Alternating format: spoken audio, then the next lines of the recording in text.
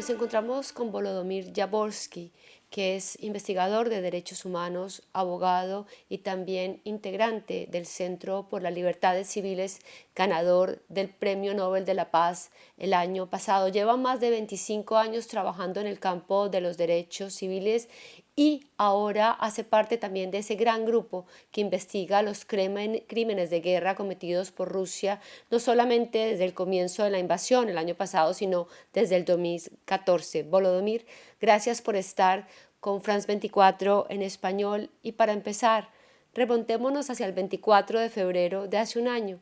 Usted lleva investigando muchísimos años crímenes de guerra. ¿Qué pensaba? ¿Qué iba a invadir? ¿Usted cómo se sintió? ¿Qué hizo?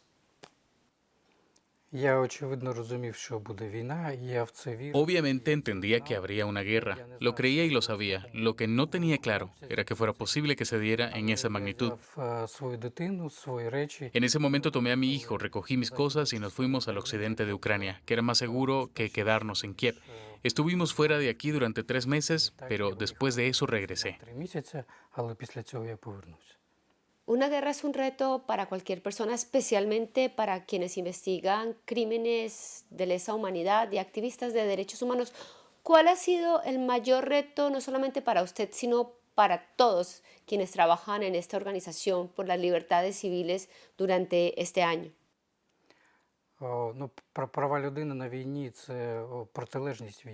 Los derechos humanos son lo opuesto a la guerra y por lo tanto defender los derechos humanos durante una guerra es un gran desafío. De hecho, nos acabamos de encontrar con esta situación porque nunca hemos visto violaciones de derechos humanos a una escala tan grande en nuestras vidas. Una cosa así no ha sucedido en Europa durante muchas décadas.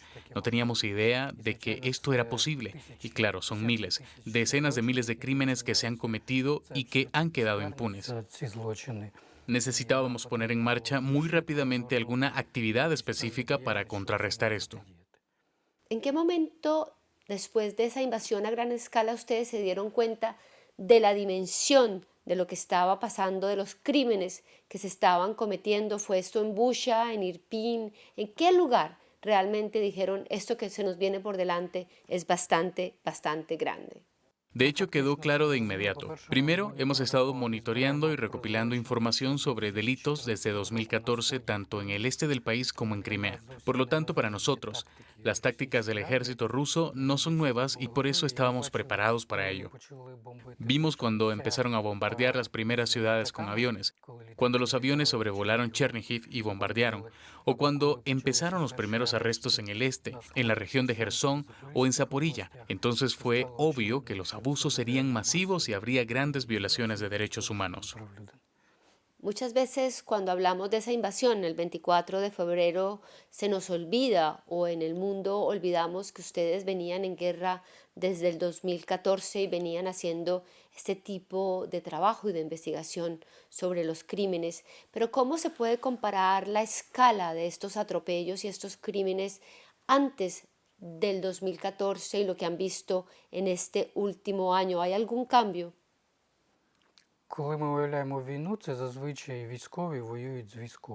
Cuando imaginamos la guerra, normalmente son soldados luchando contra soldados, pero cuando imaginamos una guerra rusa, está luchando contra la población. Lucha en general contra todos los que no obedecen a Rusia. Es decir, si dices que eres ucraniano, si de alguna manera no apoyas sus acciones, Rusia luchará contra estos civiles. Y esto es precisamente lo que diferencia a esta guerra de tantas otras, porque se libra contra la población civil.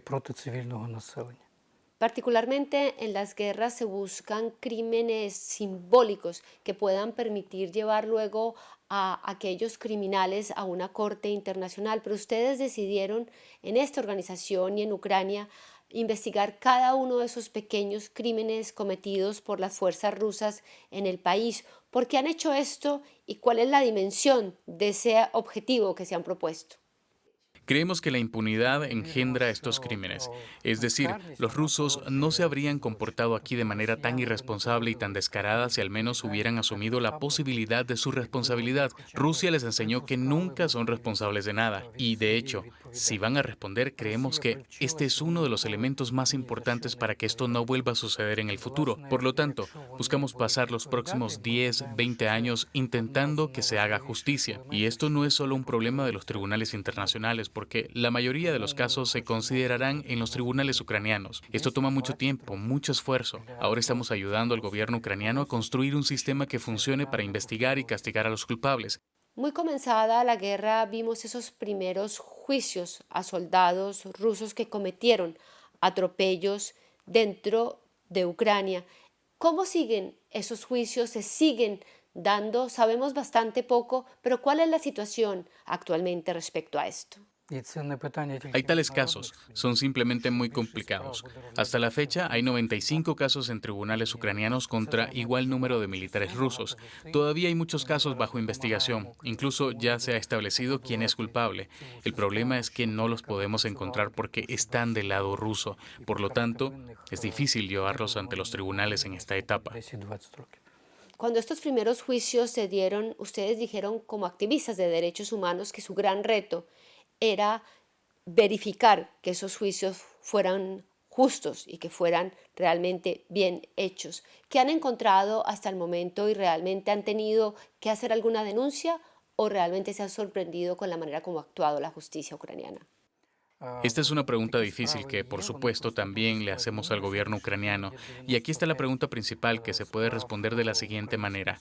¿Estará a salvo el abogado que defiende al acusado y el juez ucraniano, por ejemplo, correrá el riesgo de ser absuelto si no hay pruebas suficientes contra ese soldado? Y al principio, en los primeros 6 meses de la guerra, teníamos muchas dudas de que esto fuera posible. Fue difícil porque había mucha presión social sobre esta gente, pero ahora no es así, en absoluto. Hay un juicio real en muchos casos. Esto da una idea de que, al menos en principio, este proceso pueda llamarse justo. Es importante que Ucrania sea parte del sistema internacional. Esto significa que, por ejemplo, todos estos rusos pueden acudir al Tribunal Europeo de Derechos Humanos si sus derechos han sido violados. Hay un conjunto completo de herramientas para la protección humana en Ucrania hoy en día. En Rusia, por ejemplo, no observamos esto en absoluto. Una de las grandes condiciones para acceder a la Unión Europea es la reforma de la justicia en Ucrania sobre la que ustedes han venido trabajando. ¿Creen que a pesar de la guerra y a pesar de las dificultades, esto ha servido como oportunidad para el país, para mejorar ciertos aspectos, incluido ese sistema judicial?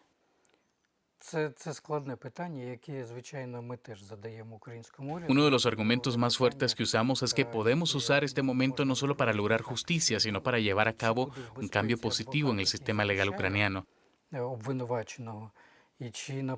tal como sucedió, por ejemplo, en Bosnia y Herzegovina, o en otros países donde se introdujeron ciertos tribunales híbridos o formas híbridas de tribunales. Cuando tuvimos la participación de jueces extranjeros e investigadores extranjeros que durante muchos años trabajaron junto con el sistema de aplicaciones de la ley y los jueces de Ucrania. El sistema nacional interno cambió mucho y por eso decimos que la justicia no es solo para el castigo de estas personas, sino también para el crecimiento del país. Ustedes desde esta organización han hablado de un tribunal en contra de Vladimir Putin, que no solamente tiene que ver con los crímenes cometidos en Ucrania, sino en diferentes países donde han estado con presencia de las tropas rusas, y me refiero a Chechenia, me refiero también a Georgia, me refiero a Siria. ¿Por qué hacer esto y qué tan viable es un proyecto como el que ustedes proponen? Esta es una tarea difícil que nos propusimos y fue establecida por el gobierno ucraniano porque hay varios problemas. Sobre todo, los funcionarios más altos de Rusia tienen inmunidad diplomática. Solo pueden ser procesados por un tribunal internacional. En segundo lugar, hasta la fecha no existe ningún tribunal internacional que teóricamente podría enjuiciar a los altos dirigentes de la Federación Rusa porque la Corte Penal Internacional no tiene jurisdicción sobre la Federación Rusa.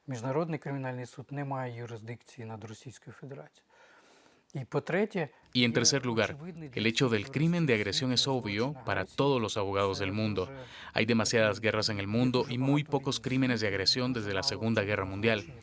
Entendemos que esto fue un crimen de agresión y que Rusia debe asumir la responsabilidad, y para ello necesitamos crear este tribunal internacional, porque solo él puede, en primer lugar, establecer la responsabilidad de la Federación Rusa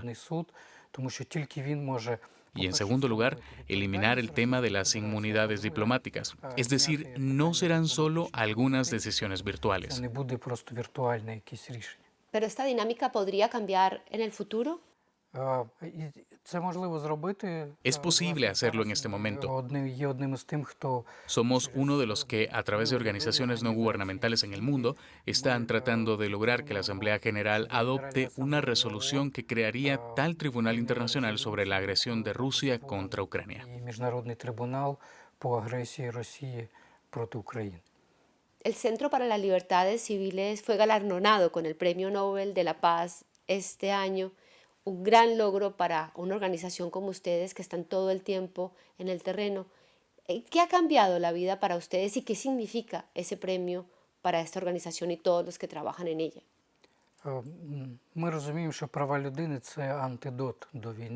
Entendemos que los derechos humanos son un antídoto contra la guerra, y si los derechos humanos fueran respetados en Rusia, Bielorrusia y otros países, nunca habrían atacado a Ucrania.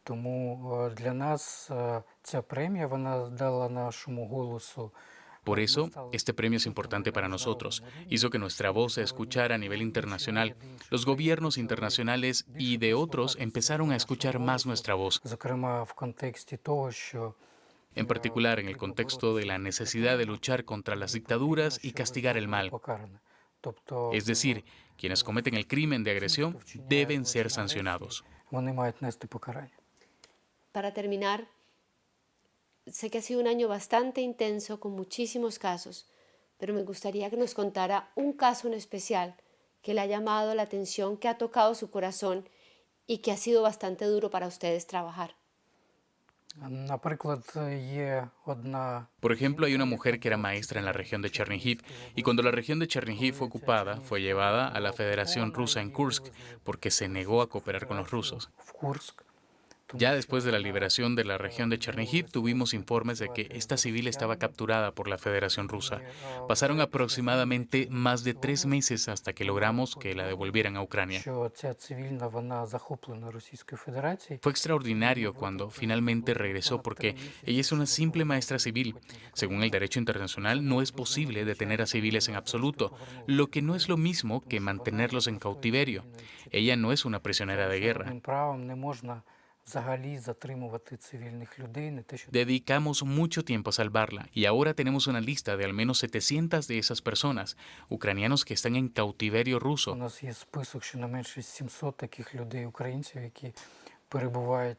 Es importante que estos civiles que nunca habían tomado las armas regresen a casa.